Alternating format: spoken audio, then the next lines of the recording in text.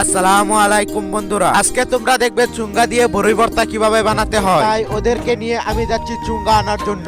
ওরা সবাই বরই ভর্তা খাবে, তাই আমার সাথে যাচ্ছে। আমরা এখন এখানে এসে গেলাম চুঙ্গা নেওয়ার জন্য। আমরা এখানে দেখছিলাম চুঙ্গা আছে না নাই। অনেক সময় বিচারণের পরে আমরা একটা চুঙ্গা পেলাম, এটা নিয়ে আমরা চলে যাচ্ছি বাড়ি। আমরা এসে গেলাম বাড়ি এসে আমাদের জেঠিমার গাছ থেকে পারছি বরই। অনেকগুলো বরই পারার পরে এখন আমরা এই গাছ থেকে পারছি তেঁতুল, বরই তেঁতুল সবকিছু নিয়ে এখন আমরা এসে গেলাম এখানে ভর্তা বানানোর জন্য। ওরা সবাইকে দেখো ভর্তা খাওয়ার জন্য পাগল হয়ে যাচ্ছে।